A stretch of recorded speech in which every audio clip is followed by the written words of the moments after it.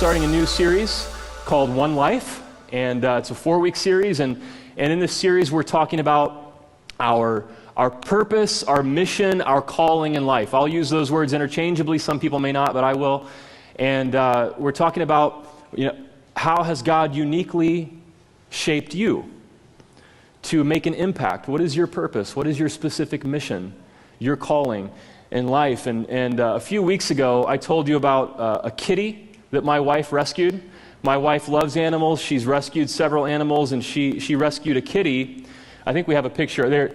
That's my son with the kitty a few weeks ago. And this kitty, if you weren't here to hear the story, my wife's a teacher. A school bus driver pulled into the school parking lot, let all the kids out, and he heard meowing. And this kitty had hidden in the wheel well of the spare tire under the bus and had ridden at least one bus route and got to the school. And somehow the cat went from the bus to my wife's arms. Somehow that transition was made. And so Kitty came to be our temporary house guest. Notice, temporary house guest.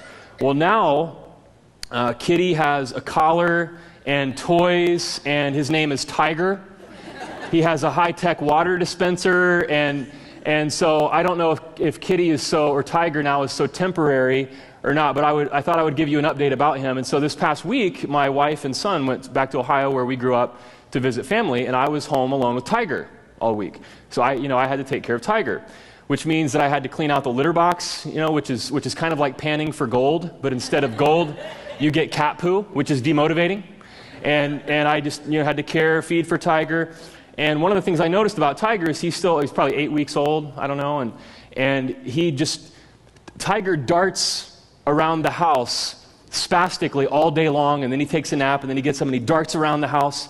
And so he'll play with his, kitty toy, and then he'll run across the room, and he'll play with a little string, and then he'll run across the room, and he'll go eat, and then he'll run across here, and he just darts around all day long. There are a couple of words I can think of that you would not use to describe Tiger.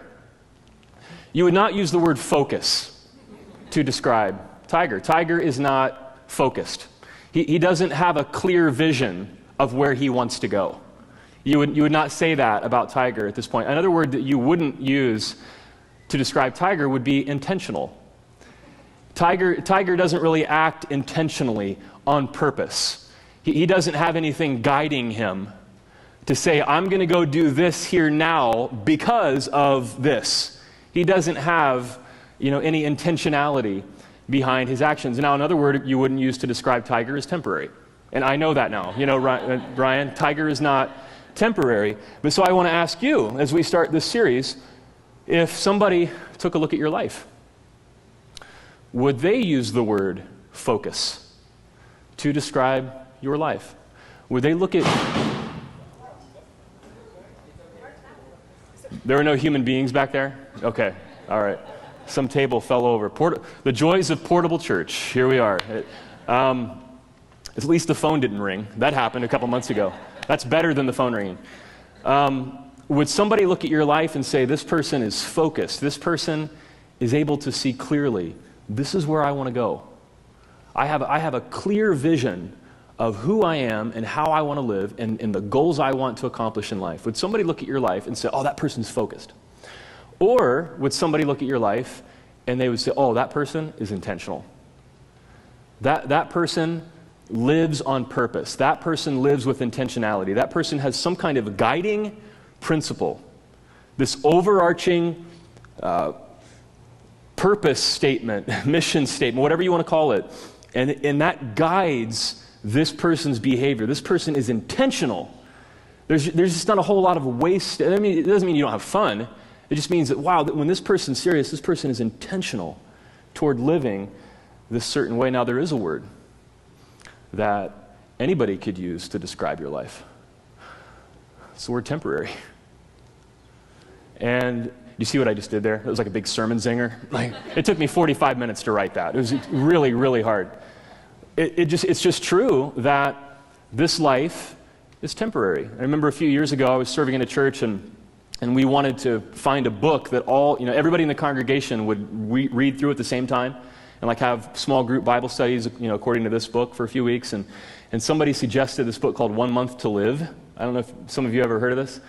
And when I first heard the title, I was like, I do not want to do that. Last week I told you part of my story that I was a part of churches for a while that had high-octane altar calls. If you've ever been in a service like this, where the pastor just preaches this high-powered sermon, and the goal is to get you to come to the front and kneel, and if you haven't ever made a decision to follow Christ, you have like this crisis experience. You kneel at the altar, and you're born again at the altar. And that was always the point of every service, is to get people to kneel at the altar. And so there would be like 19 verses of Just As I Am that just go on and on and on, and the pastor would give you the sales pitch, to try to close the deal. And one of the lines that the pastors always used was, "You may not make it home tonight, brothers and sisters.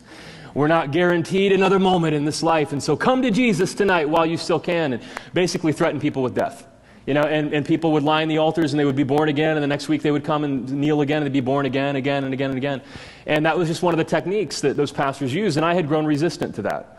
I'm like, I don't want to manipulate people with the threat of death to get them to do something. I'm tired of that.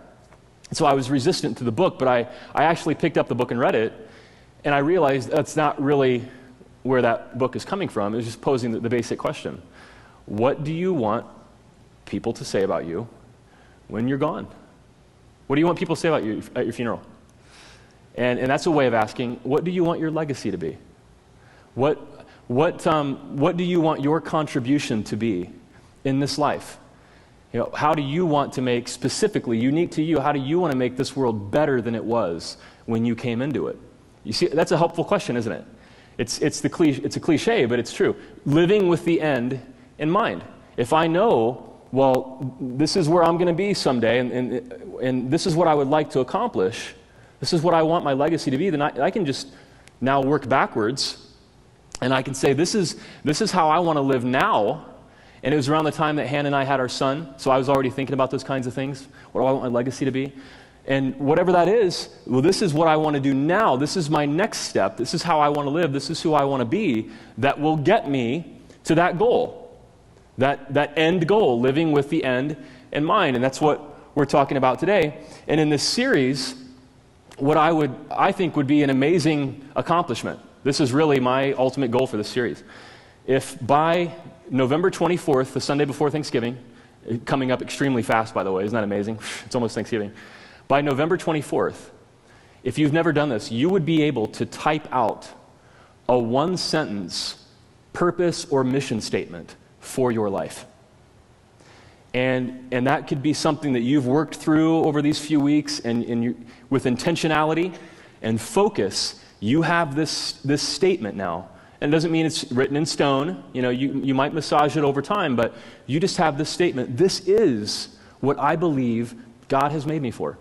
This is my purpose. This is my mission. It's my calling. This is what I want to accomplish with my life. And that can guide me, and I can be intentional because I have that statement written down. Now, some people would say, isn't that a little anal to actually write something down? Is it okay to say that in church? I don't know. I'm not sure. I didn't check that with the checkers before. Isn't that a little obsessive compulsive? Like most people think about their purpose, but I'm not wringing my hands, and is typing it out a little too much? I would just think about it this way. Any accomplishment, anything you want to do, any goals you set, don't we tend to write them down? If they're important, correct? Even vacations. Like, what do we want to do on vacation? Who here plans every second of your vacation? You're lying. More of you than that do that. And who of you can't stand that? Yeah, they're telling the truth. All right, so even with vacations, we write things down because they're important to us. And so I would just say, if we're talking about your life, we're talking about how you're going to live and what you're going to accomplish with this short life that we've been given. And I would say, man, what else is more important than writing down? Do you see what I'm saying? Then this mission statement. What has God called me to do? How has God crafted me and uniquely shaped me to make a difference in this world? And so the goal would be that you would be able to write that down. Another, business leaders have been writing about this for years now, just the power of a personal mission statement. If you do that even in your career, it doesn't have to be about purpose, but if your career, you write a personal mission statement about it, that puts you ahead of the pack. There's a quote I found, Steve Jobs was known for focus. and simplicity and narrowly zeroing in on one thing and making sure that he did that great. And this is a quote from Steve Jobs. It's from Business Week magazine back in 1998. He's talking about focus. He said, that's been one of my mantras, focus and simplicity. Simple can be harder than complex. You have to work hard to get your thinking clean, to make it simple. Now check this out, but it's worth it in the end, because once you get there, you can move mountains. If you're willing to focus in on your purpose, it's again, another cliche. It's the difference between a light bulb and a laser. It's just focused light can be extremely powerful. So if you're willing to focus in, zero in, what specific thing has God crafted me and called me to do? What is that for you? It'd be great if by November 24th, you could actually type out what that is. So starting right now, and next week I'm going to share mine and we'll talk more nuts and bolts, but this week, I just want to kind of give the overarching view. Like, what are some things that maybe could help you to do that? Some big ideas that could help you to write your personal mission statement. So, point one, if you're taking notes in your worship handout, if I were to ask you, what is your life purpose, your mission? Could you quickly and succinctly tell it to me in one sentence? A couple of you maybe could. I don't know. Most people, I think, would say something like, well, and if they're married and if they have children, they would include that. If they're not, they would include their friends and their extended family. People would say, well, I want to be a good person and raise my kids well. I want to succeed in my career if they work outside of the home, and I want to advance in accomplishments and finances. And I think they would say, when I leave this earth, I want to pass on to my children a good moral and financial legacy. You agree? Most people would say something like that. And that's great. If you have children or if you're married, those people are part of your purpose. That's extremely important. We need more people in our culture to realize that that's a part of your purpose. And your career, if you work outside of the home or if you don't work outside of the home, you do a lot of work in the home, that's extremely important. That's part of your purpose, absolutely. But the problem with that purpose statement, as great as it is that it's not focused. The truth is, every decent person could say what I just said. Do you follow me? Every person could say that's their purpose. That's not unique to you. That doesn't specifically express how God has made you and who you are, and we're going to talk more about that later, but and what your specific, laser-like, Steve Jobs focused calling is. That's more of a general purpose statement. Another thing I would say, everybody actually has a personal mission statement, whether they articulate it or not, and whether they realize they do or not. We all know that guy who, if he were to really articulate his personal mission statement, it would be something like, I exist to eat chicken wings and watch football. Like, he worships at the 55-inch flat screen altar of football. And that is his life. And he may not articulate that, but his family could. Everybody else around him knows that's what his life consists of. And if there's a game on Sunday morning, he would never dream of missing part of that game to come to a church service. That would be crazy to him, because really his mission is he wants to take in as much football as possible. We all know people like that. We all know people who would say, I just want to experience as much pleasure as I possibly can before I die. And they usually end up with not many friends. But we all know a few people that would say something like that. Some people would say, I want to make as much money as possible so I can be seen as a success. You know people like that? That would be kind of their personal mission statement. They would never say that, but you can tell that. Their goal is to make as much money as possible to be whatever they define as successful. Now here's some other ones. I want to make my dad proud because I haven't been able to so far. I would submit that there are a significant portion of people for whom that is their personal mission statement. They may not know that. You see what I'm saying? But that is the looping mission statement that drives them in life. And they make all kinds of decisions without even knowing why. But there's just something back there that drives them, and they're proud of that because it's worked out for them in some ways. To be driven by that message can make you successful financially in some other ways, but then there's a high price to pay. Because I've met people whose dads are gone. Their dads have no way of telling them if they're proud or not, because they're gone. But they're still driven by that message, and that is their personal statement. Here's another one. I want to look young and skinny and beautiful for as long as possible, so I will deserve love. Do you think that's a personal mission statement that some people in our culture have, unfortunately? Because of this crazy airbrush Photoshop culture that we live in? There are all kinds of lies there. I have to look youthful and skinny, whatever that means, in order to deserve love. And if I'm not youthful and skinny, then I don't deserve for somebody to love me, and I don't think highly of myself. I saw two pictures recently. There was a model, and it was the before Photoshop picture and the after Photoshop picture. Have you seen this? And I've always thought, we've talked about airbrushed models for years. I always thought that meant like maybe we'll do a little blending here. We'll do a little smudging here.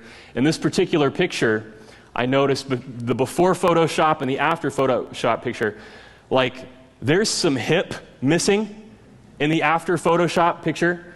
Like there's some hip there before the Photoshop. And now like that's not there anymore in the after Photoshop picture. I know there are some curves that aren't there in this picture, and they're there in this picture. I thought about showing the photos, and I'm like, that's probably not a good idea in church. Like that probably wouldn't go over well. Like why we're sculpting a human being here. This isn't just a little blending. We're actually doing surgery on this model, and now that's the image that gets presented to every other woman in America. And I think maybe we're starting to come out of that in our culture where we're realizing that just doesn't work. That's not realistic. And I'm going to be very honest with you. Most guys I know like curvy women. So I don't know where that comes from exactly, but it's just this message that's gotten ingrained into our culture that if I don't look 21 and 101 pounds, then something is wrong with me.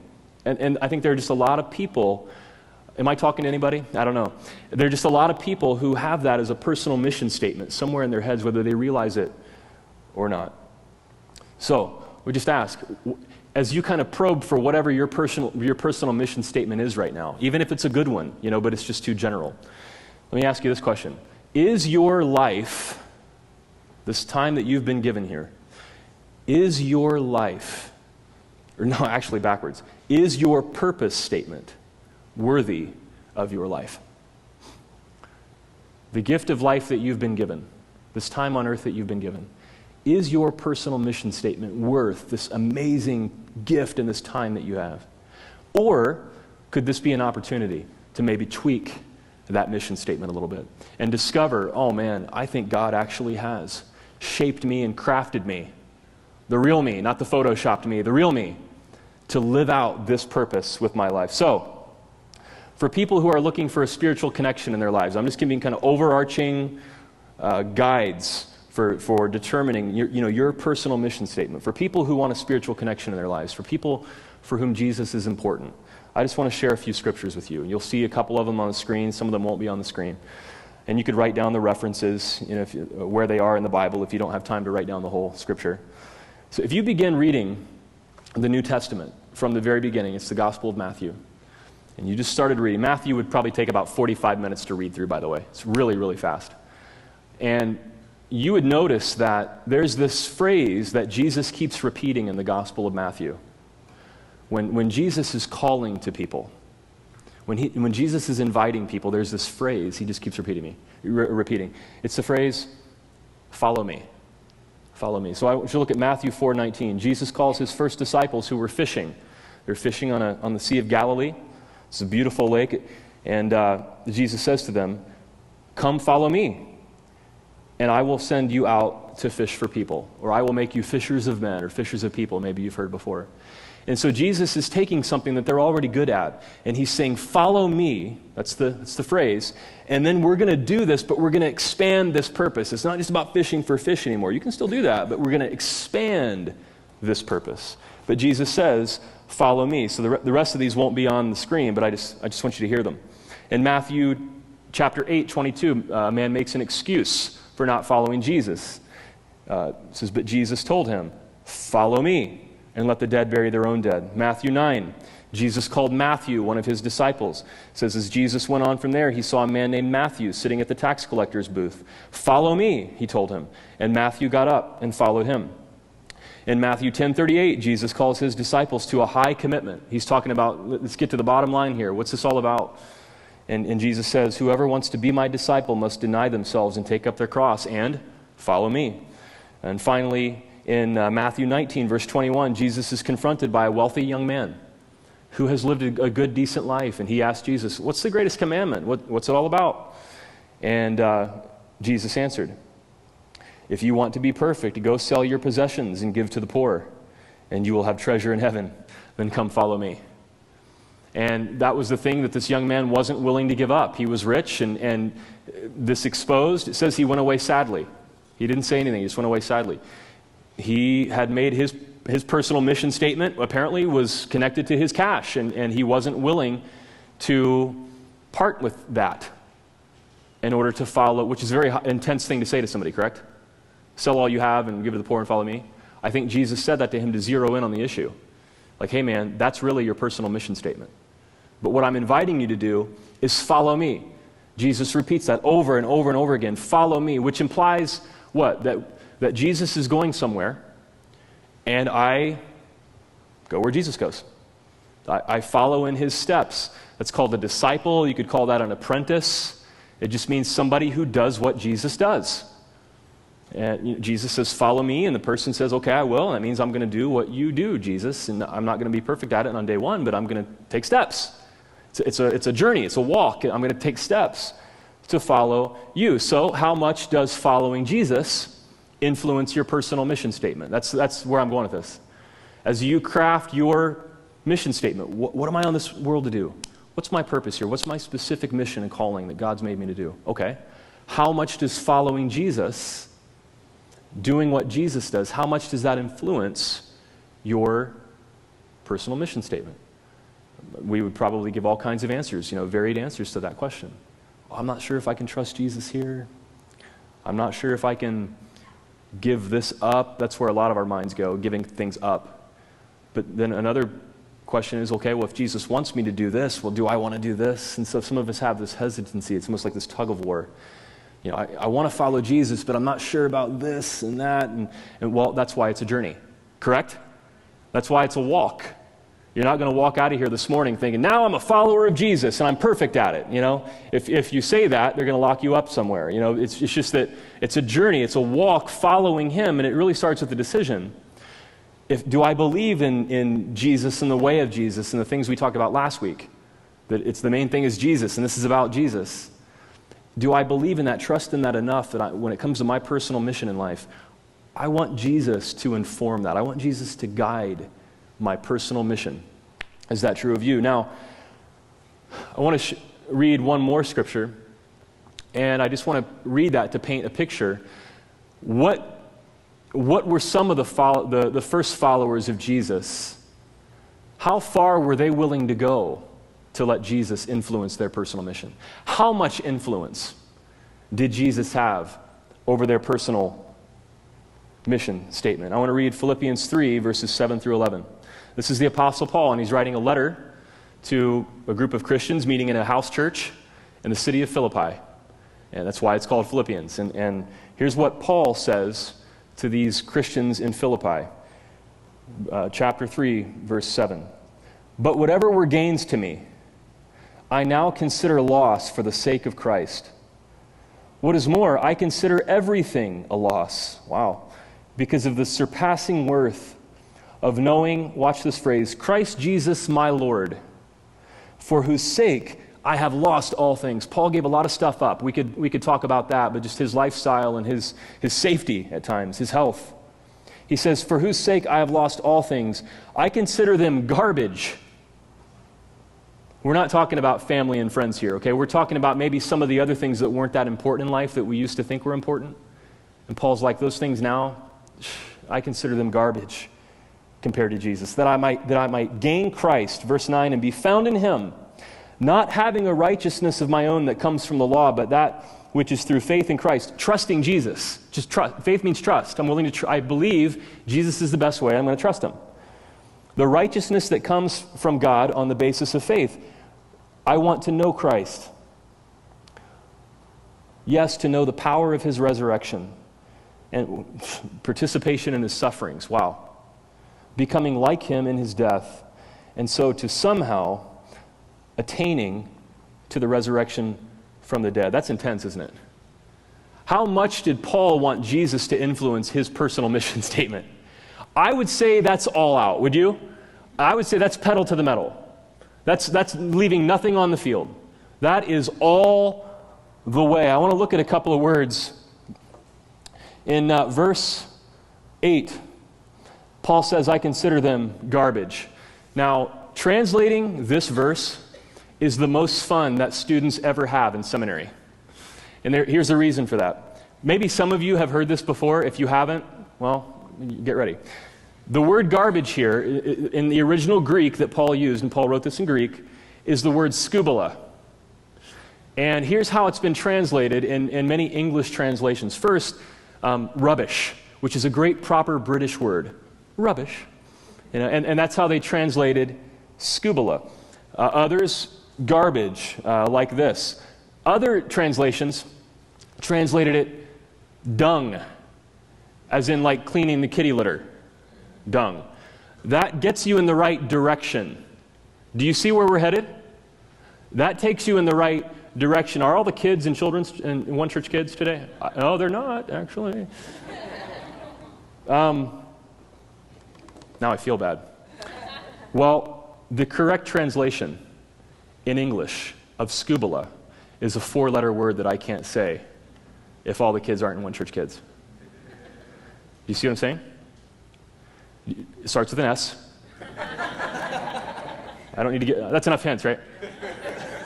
And so people would be like, Paul cusses in the Bible? The answer would be yes, actually. Paul uses a word that was raw, a 4-letter word in Greek. How much of you that just blows you away? Like, my mom would have, slapped me around for...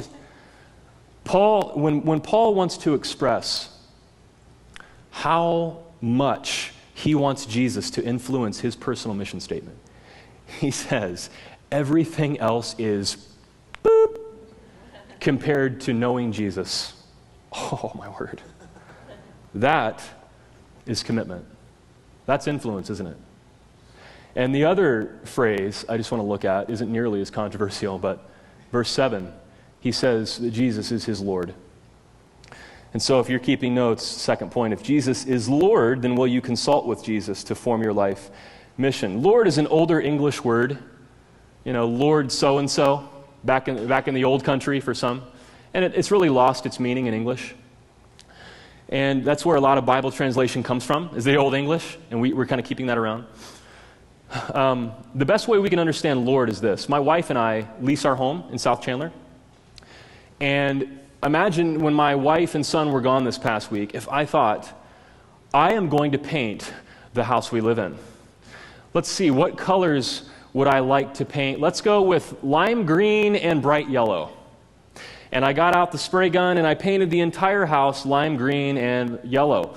I would have to deal with my wife when she came home, right, who would not appreciate the color scheme that I had chosen. However, that wouldn't be the full extent of who I would have to deal with. Eventually, I'm going to get a notice from who? The landlord.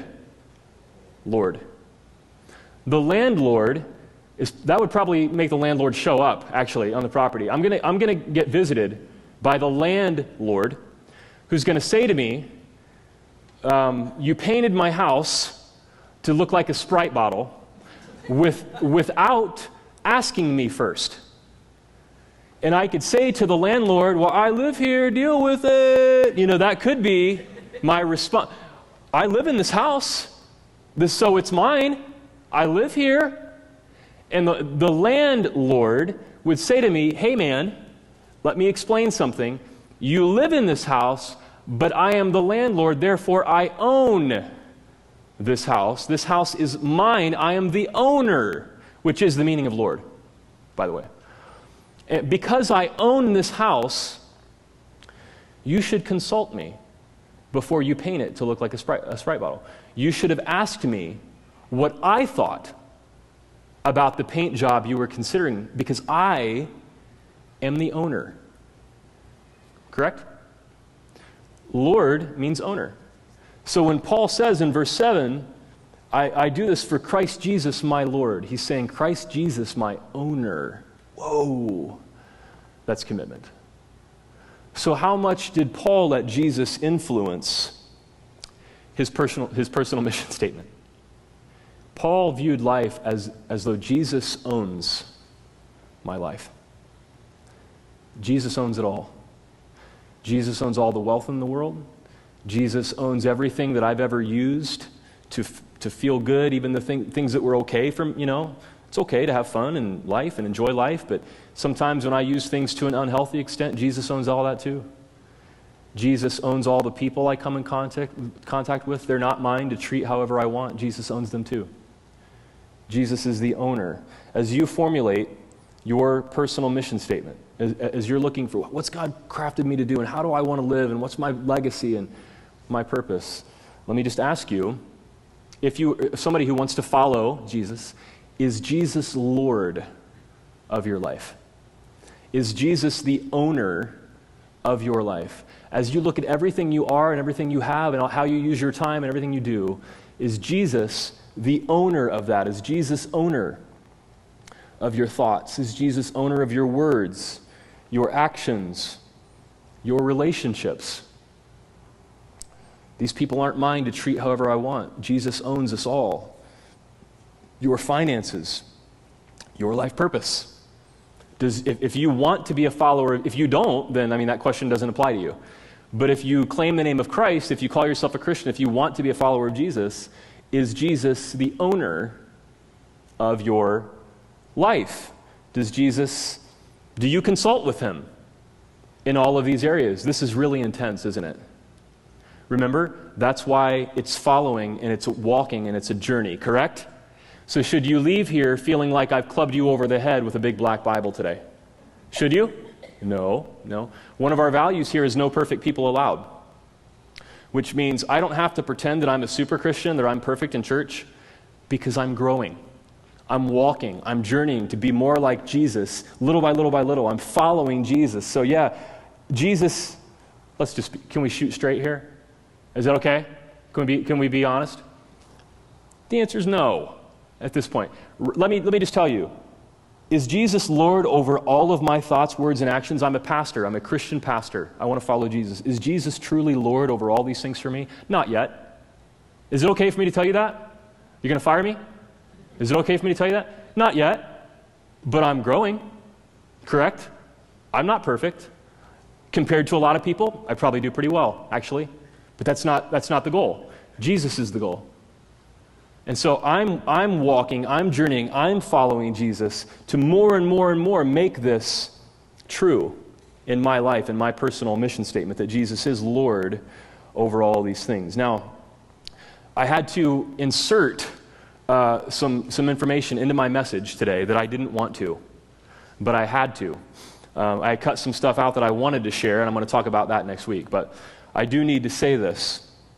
I have never talked about money in the 7 or 8 months that we've been worshiping here, and that's probably part of the problem. Most of the time I forget to mention the offering anyway on the way out. But I do need to say something.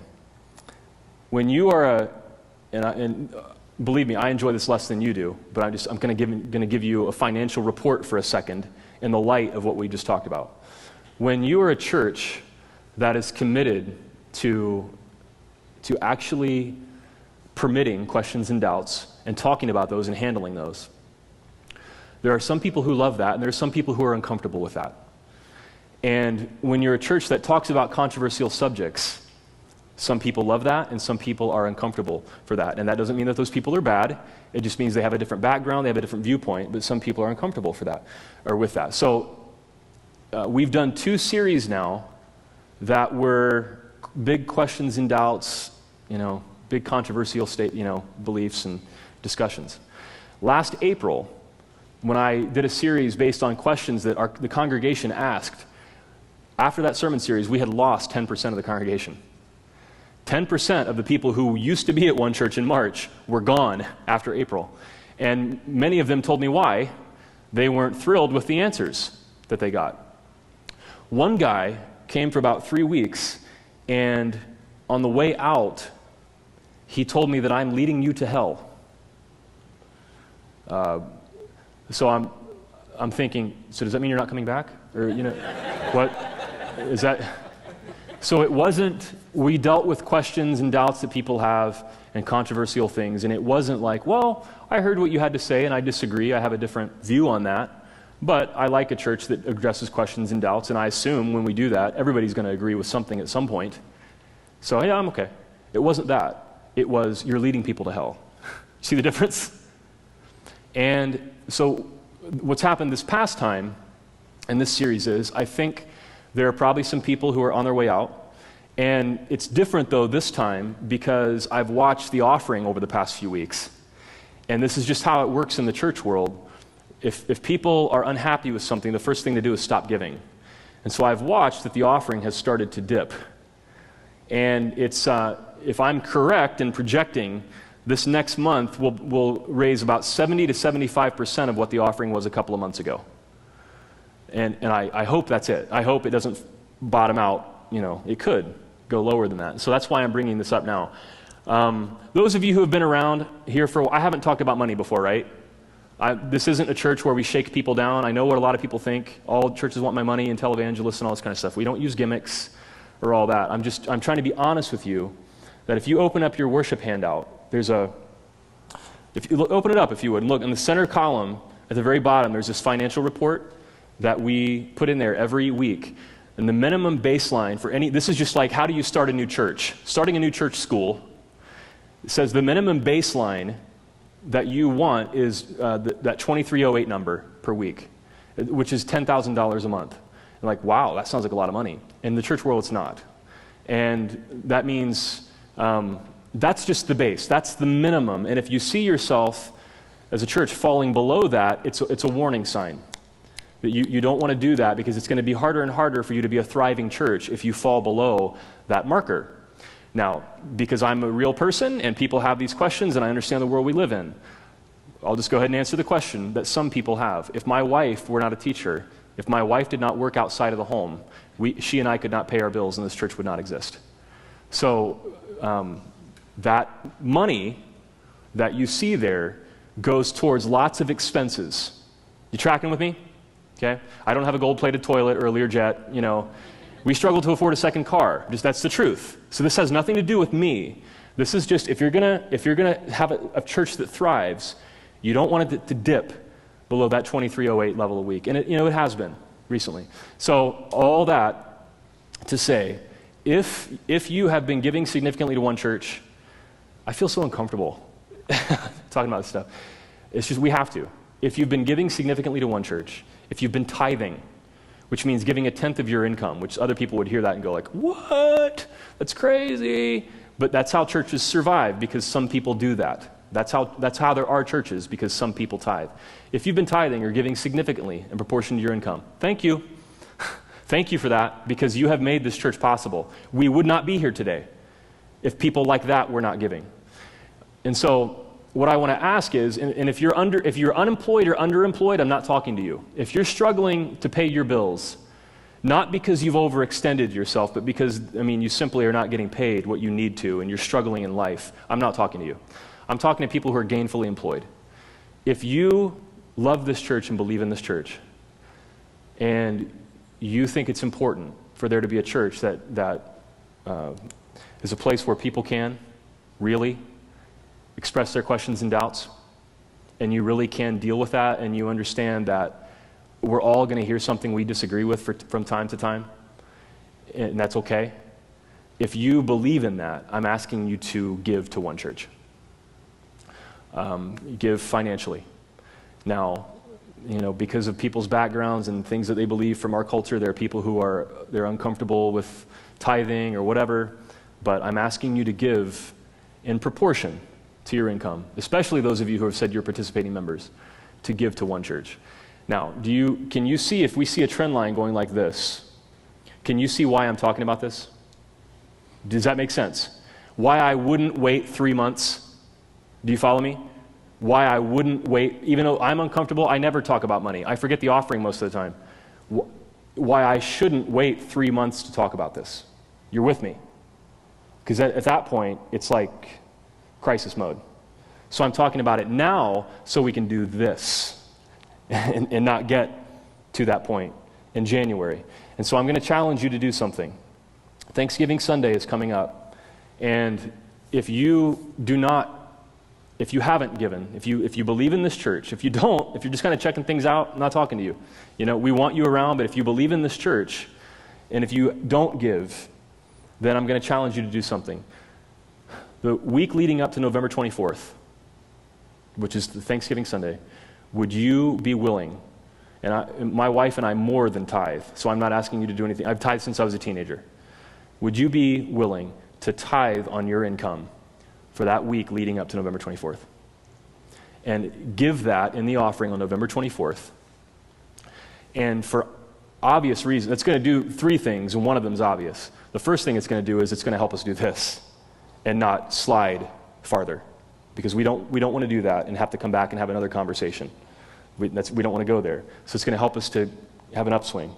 The second thing it's going to do, my hope is, for some of you, it would kind of jolt you into thinking about maybe not even just this church, but how generous are you with your finances? Is your view of life, Jesus owns it all? And not just your money, but your time. Do you serve? Do you volunteer? How do you use your resources to make a difference in this world? And this might kind of jolt you into thinking about that more.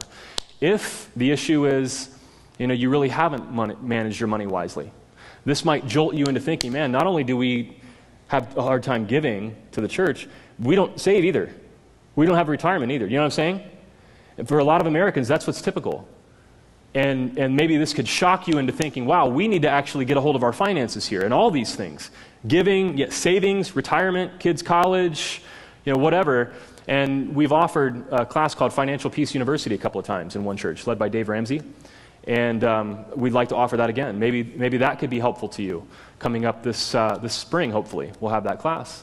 And so maybe it would do that. The third thing it would do, and this is the immediately exciting thing, is it could show us, here's what we can do as a church. Here's what is possible when we flex our muscles a little bit. This new church in an elementary school gym, here's what's possible. Here's what we're able to do. And it might just establish a new pattern of, I do believe in this church, and I realize if I don't, bad things are going to happen.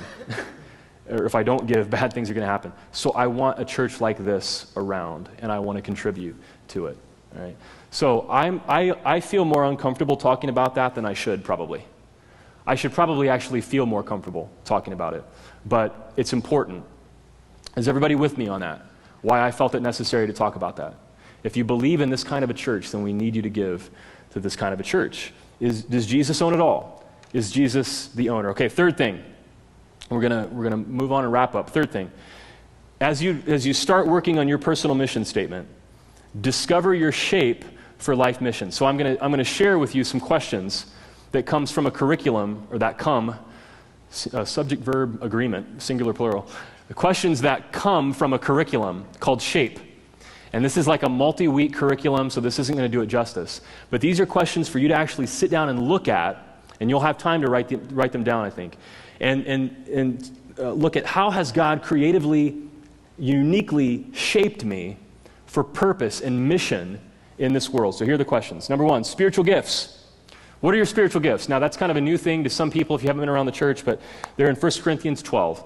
So you could write down 1 Corinthians 12, and that's a letter in the New Testament. You could read through gifts. They're also connected to natural gifts, and we get that. What are you gifted at? What are you naturally good at? So as you look to craft what does God want to do with laser-like focus? And I see, God wants me to specifically do this with my life. What are your gifts? What are you good at? Okay, next, heart. What is your heart? What are you passionate about? Does this make sense? Why we would go through these questions? When you think about something, what makes your heart beat faster? What gets you all riled up? Either in a good way or righteous anger. Like when you see that, it's like Popeye. It's like, I've had all I can takes and I can't takes no more. Or Stan's, whatever he says. Like, you see this thing in life and you're like, that's not right to me. When I see that, I'm passionate about that. Guess what? God is going to use your passion. Your passion is connected to your purpose. Or if you're like, I want to do this, I'm drawn to this, and I feel passionate about this, well, God's going to use that. So what's your passion? What's your heart tell you about your purpose and your mission? A is aptitudes. Skills. What are your skills? Gifts are things you're born with. Skills are things you've learned. What skills have you learned? I'm trying hard not to think of Napoleon Dynamite when I say skills. What skills have you learned about how to do certain things well? Certainly, what skills, what aptitudes you have are gonna be focused toward your purpose, your mission. P is for personality. How does your personality uniquely equip you to follow Jesus as Lord in this world with your life purpose and your mission? If you're the kind of person who is just naturally a good helper and a listener, you're empathic, just like people tell you their problems out of nowhere. You don't know why. It's part of your personality. And how does that inform you for your purpose? If you're a hard driving, let's go take this hill, how is God going to use that aspect of your personality toward your purpose? And last is experience. What do you have experience doing? This is obvious. What have you done before? What do you know you're good at? Or what have you dabbled in a little bit and you think, I'd like to try that some more? Or what is this thing you've always wanted to dabble in, but you haven't yet? That's kind of experience because you've thought about doing that before. So do those questions help? As you think about your personal mission statement, how has God uniquely shaped you? And we're going to go into greater detail next week, and we're also going to talk about who we are as a church. We're talking about the why next week. Why do we want to follow Jesus personally? Why do we exist as a church? And we'll help to flesh out your personal mission statement more next week. I'm going to close with this story. A couple of years ago, actually, Hannah and I took our son to southeastern Ohio, where I was born and lived until I was 6. If you remember my story from last week, and Hannah and I lived in central Ohio at the time. And we took our son down to show him. It was meaningful, I guess, for me to take him to where I grew up. And I have a picture I want to show you. This is a picture of our little boy Graham at my grandparents' grave. Again, if you remember my story, I lived with my grandparents and my mom until I was 6 years old. My grandparents are like second parents to me. They poured their lives into me. So many good things. If there's any good in me, so much of it comes from them. And I'm wearing sunglasses in that picture. Yes, it was sunny, but I'm also wearing sunglasses because I couldn't stop crying. And yes, there was grief there because they passed away before he was born. And so there's grief that, these people who poured into my life and helped to make me who I am, he won't get to meet them in this life. There's grief there. And of course, as you would imagine, they would love him to pieces, like any grandparent. And so there was grief there. But also, I was crying for a positive reason too, not positive, like a happy reason too. There were happy tears too. Because as I was there, and there's my boy, and I have this, and here's my son, I'm thinking these are the people who came before me, and they left a legacy for me that I shed happy tears over. I'm so thankful for the decisions they made in life and how they affected me, and now I have an opportunity to do that. And if you're not a parent, you don't have to be a parent to leave a legacy. Please don't misunderstand me. 15% of people struggle with infertility. You may not be a parent. That doesn't matter. You leave a legacy that's every bit as important. I'm just, for this personal illustration, I thought I have a legacy that I can leave. What they did for me, I can do for him. And that was empowering to me. This is an opportunity that I have now. And that could be, it doesn't have to be a child, it could be your coworkers or just the people around you, the world you live in, you can impact and leave a legacy. And so that happened. And then shortly after that, as I've shared before, my father-in-law he's a pastor, he took a large group of people to Israel. And I got to go. And so I got to see the land that produced the Bible, and it was just an amazing experience for me. Well, one of the things in Israel is, the temple used to be the ancient Jewish temple. It's on the Temple Mount. The Jewish temple's gone. The Muslim Dome of the Rock is there. And on this one side of the Temple Mount is this brick wall with huge blocks. It's called the Western Wall. It's also called the Wailing Wall. How many of you know what I'm talking about? Okay. So you see a picture there in the distance. That far wall is the Wailing Wall. And it's customary when you go to the Wailing Wall that you write down a prayer request on a little piece of paper, and then you roll it up, and then you stick that prayer request in between the blocks of the wall. And it's just a kind of a special place. It's a place of prayer, and it's called wailing because folks will go there to pray. And you put your prayer in there. Here was my prayer. I would think of all the things I could have prayed. You know, once in a lifetime, maybe, I hope not, but, could be, trip to the Wailing Wall. Here's what I prayed. God, I pray that my son Graham will celebrate his 90th birthday in the year 2100. Think about that. After living a long, healthy life surrounded by his family and friends. That was my prayer.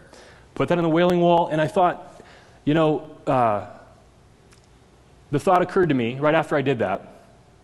I'll be dead in the year 2100. I'm not going to make it to 2100. Nobody in my family's made it to 135. That's not going to happen to me. As a matter of fact, if everything goes naturally, I might go to 75 or 85, God willing, if everything goes naturally. What that means is, if my prayer is answered in the year 2100, I will have been gone for 40 to 50 years. Now, that's a long time, isn't it? When you're gone for 40 to 50 years, you hope they still mow. Correct? You hope people every once in a while drop a flower, You hope that somebody in your family mentions your name every once in a while. That's a long time. That's like somebody passing away in the early 1960s or early 1970s. It's a long time ago, isn't it? And the thought occurred to me, that's going to be me. I'm not going to be anywhere around in the year 2100. You know what? I was not sad. I was not saddened by that thought, not one bit.